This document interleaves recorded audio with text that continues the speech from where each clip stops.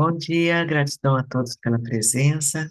Vamos ao capítulo 28 para Mahasi Yogananda, Renascimento e Descoberta de Kashi.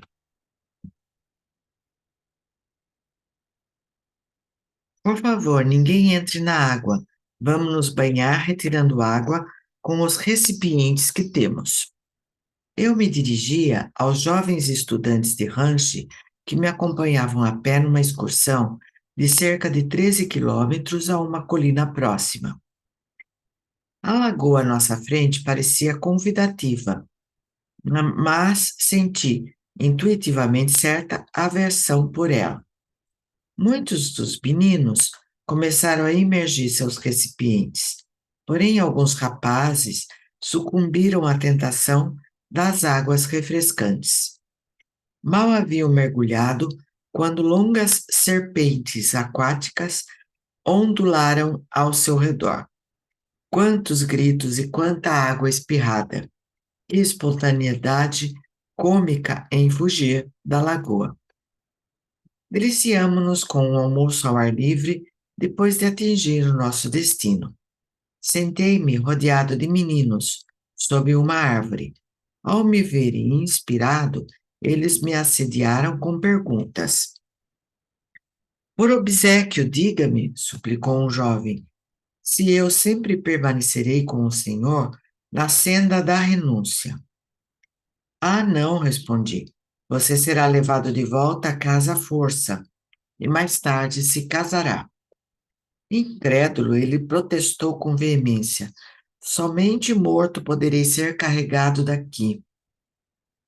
Dentro de poucos meses, entretanto, seus pais chegaram para levá-lo embora, a despeito de sua resistência e de suas lágrimas. Alguns anos mais tarde, ele realmente se casou. Eu já tinha respondido a muitas perguntas quando se dirigiu a mim um jovenzinho chamado Kashi. Ele tinha uns 12 anos de idade. Era um aluno de grande inteligência e muito estimado por todos. Senhor, disse-me, qual será a minha sorte? Você morrerá em breve. Um poder irresistível havia forçado as palavras a sair de meus lábios. A revelação me chocou e me entristeceu, assim como a todos os demais. Reprovando-me silenciosamente por haver feito o papel de enfant terrible, recusei dar respostas a outras perguntas. Quando regressamos à escola, Kashi veio ao meu quarto. Se eu morrer, o Senhor me descobrirá após o meu renascimento e me reconduzirá à senda espiritual? Perguntou-me entre soluços. Senti-me obrigado a recusar esta difícil responsabilidade oculta. Mas, durante as semanas seguintes, Kashi me pressionava obstinadamente. Vendo-o na iminência de uma crise nervosa, finalmente o consolei. Sim, prometi. Se o Pai Celestial me der sua ajuda, farei tudo para encontrar você. Durante as férias de verão, saí para uma curta viagem. Lamentando não poder levar Kashi comigo, chamei-o ao meu quarto antes de partir e o instruí cuidadosamente para que ele permanecesse, opondo-se a todas as sugestões dentro das vibrações espirituais da escola. De algum modo, pressenti que, se ele não voltasse para casa, poderia evitar calamidade iminente. Nem bem eu havia partido, o pai de Kashi chegou a Ranchi. Durante 15 dias ele tentou dobrar a vontade do filho, explicando que, se Kashi fosse a Calcutá apenas por 4 dias para ver a mãe, poderia regressar em seguida. Kashi persistentemente recusou. Por fim, o pai disse que levaria o filho com a ajuda da polícia. A ameaça perturbou Kashi, que não desejava ser causa de publicidade desfavorável para a escola. Ele não teve outra alternativa senão ir. Voltei a rancho alguns dias depois. Ao saber em que circunstâncias Kashi fora levado, tomei imediatamente o trem para Calcutá. Ali, aluguei um veículo de tração animal. Surpreendentemente, quando Koshi ultrapassou a ponte da estação de Roará, sobre o Ganges, as primeiras pessoas que vi foram o pai de Kashi e outros parentes vestidos de luto. Gritando ao meu cocheiro para se deter, saltei do veículo e, com chispas nos olhos, encarei o desventurado pai. Assassino! Gritei absurdamente. O senhor matou o meu menino. Tem uma foto aqui do Kashi. É o aluno, né? A foto do rapaz. Assassino! Gritei absurdamente. O senhor matou o meu menino. O pai já compreendera o mal que fizera ao trazer Kashi à força para Calcutá. Durante os poucos dias em que o menino ali esteve, ele comeu alimento contaminado, contraiu o cólera asiático e morreu. Meu amor por Kashi e a promessa de achá-lo após a morte me acompanhavam noite e dia como assombração. Não importa aonde eu fosse, sua face assomava diante de mim. Iniciei uma busca memorável, semelhante à que a realizara havia muito tempo ao perder minha mãe. Senti que, na medida em que Deus me concedera a faculdade de raciocinar, deveria utilizá-la e exigir dela o máximo para descobrir as leis sutis que me permitiriam conhecer o paradeiro astral de Kashi. Compreendi que ele era uma alma vibrando com desejos irrealizados, um núcleo de luz flutuando em algum lugar entre milhões de almas luminosas na região astral. Como sintonizar-me com ele em meio a tantas luzes vibratórias de outras almas? Fazendo uso de uma técnica yoga secreta, irradiei meu amor à alma de Kashi, através do microfone do olho espiritual, no interior do ponto entre as sobrancelhas. A vontade projetada a partir do ponto entre as sobrancelhas é o aparelho que irradia o pensamento. O sentimento do homem ou seu poder emocional, concentrado tranquilamente no coração, capacita-o a atuar como um rádio mental que capta a mensagem de outras pessoas próximas ou distantes. Em telepatia, as refinadas vibrações dos pensamentos do indivíduo transmissor propagam-se através de vibrações sutis do éter astral e, a seguir, através do éter mais grosseiro da Terra, criando ondas elétricas que, por sua vez, se transformam em ondas de pensamento na mente do indivíduo receptor. Intuitivamente senti que Kashi cedo voltaria à Terra, se eu continuasse, sem interrupção, a irradiar meu chamado, sua alma responderia. Eu sabia que a mais leve estimulação enviada por Kashi seria sentida nos nervos de meus dedos, braços e coluna vertebral.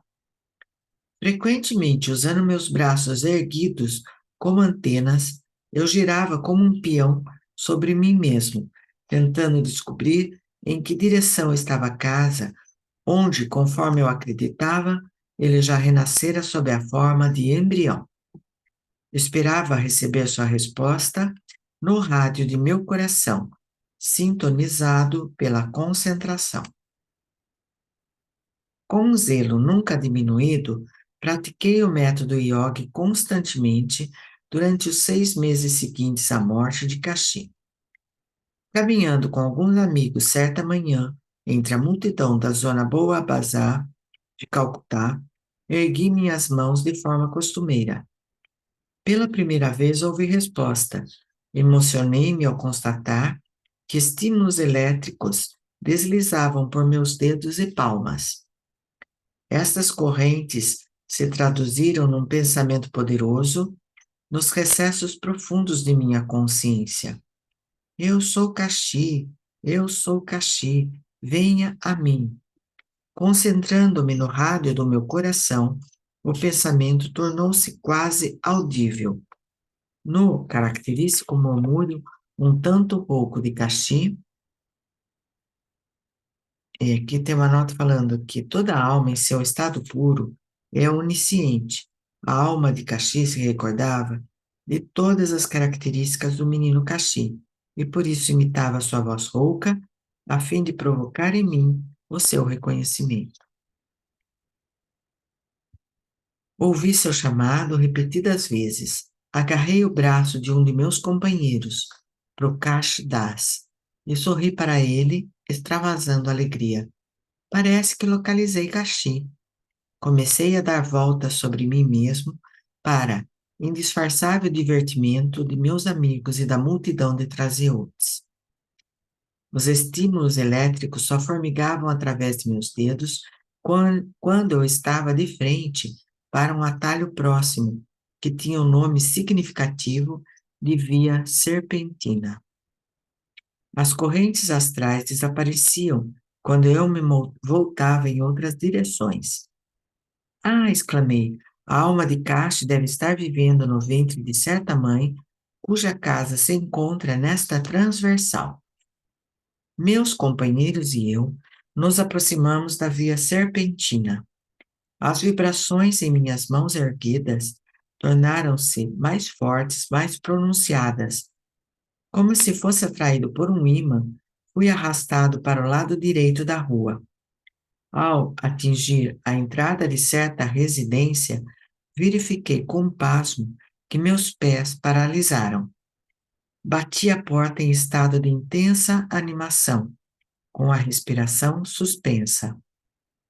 Senti que minha busca longa e invulgar chegava com êxito ao fim. Uma criada abriu a porta e me informou que seu patrão estava em casa. Ele desceu a escada vindo do andar superior e sorriu-me interrogativamente. Eu mal sabia como formular minha pergunta, pertinente e impertinente ao mesmo tempo. Por favor, diga-me se o senhor e sua esposa esperam há 6 meses o nascimento de um filho. Tem outra nota aqui. Embora muitas pessoas, após a morte física, permaneçam no mundo astral de 500 a 1000 anos, não há lei invariável sobre o decurso de tempo entre as encarnações. O período em que um homem vive num invólucro astral ou físico é pré-determinado karmicamente. A morte e, naturalmente, o sono, a pequena morte, são uma necessidade fatal, livrando temporariamente das algemas dos sentidos o ser humano não iluminado. Como a natureza essencial do homem é o espírito, ele recebe no sono e na morte certos lembretes revivificantes de sua natureza incorpórea. A lei equilibradora do karma exposta nas escrituras hindu é de que ação e reação, causa e efeito, semeadura e colheita.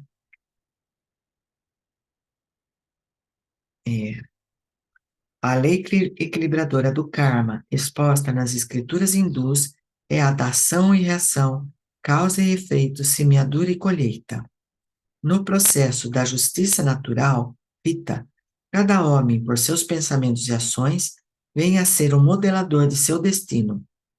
Quaisquer energias que ele próprio, sábia ou insensatamente, tenha posto em movimento, voltam a ele a seu ponto de partida, como um círculo, completando-se inexoravelmente a si mesmo.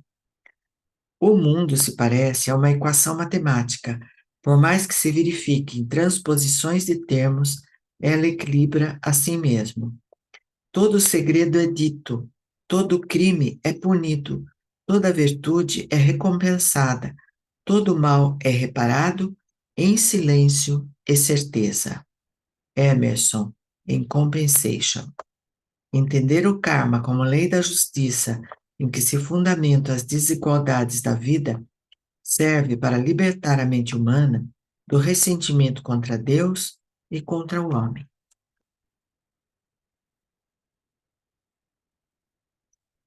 Bom, então ele chega lá na casa, né, e pergunta então para o homem que atende, né?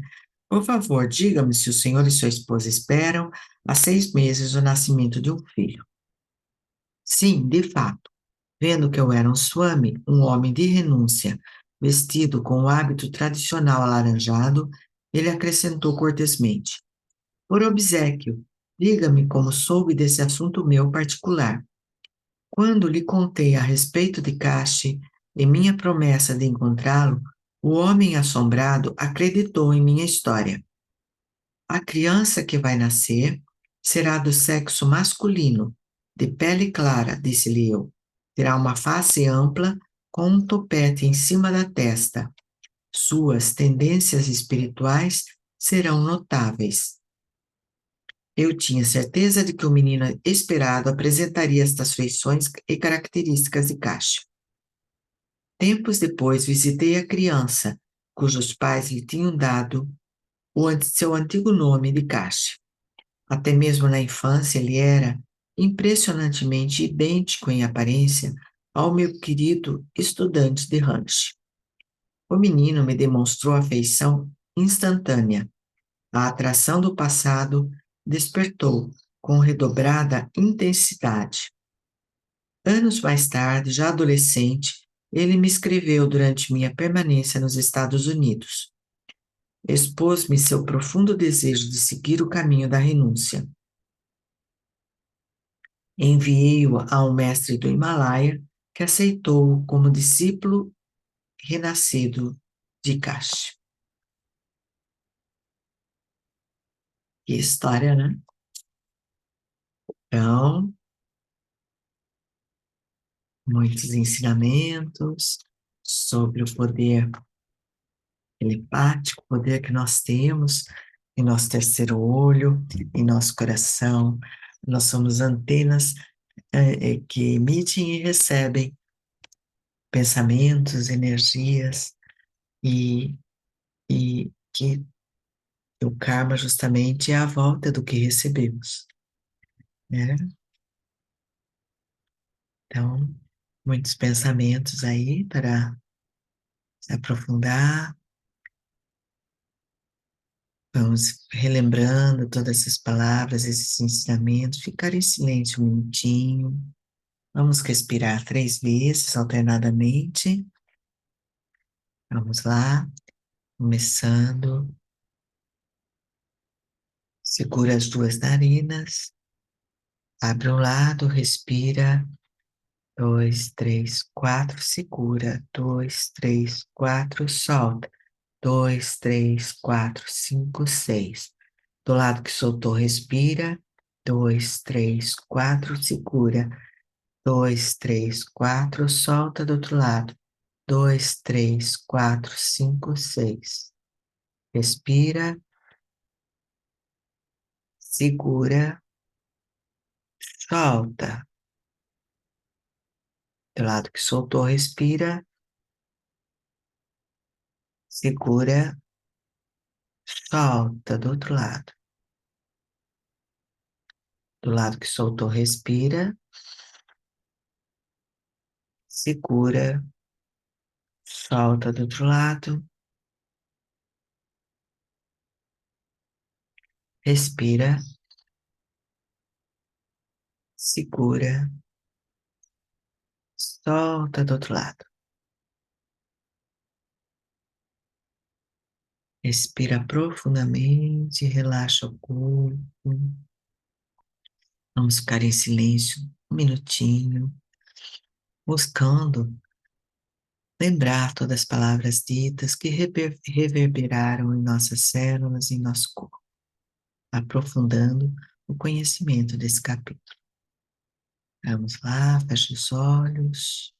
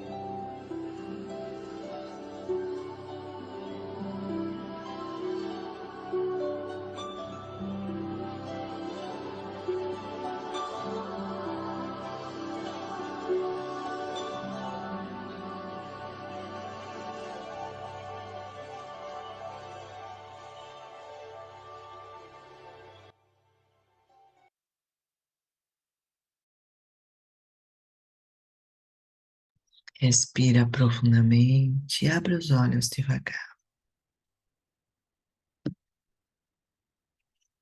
E assim terminamos o capítulo de hoje, 28, Renascimento e Descoberta de Kardec. Gratidão pela presença de todos e até amanhã, se Deus quiser.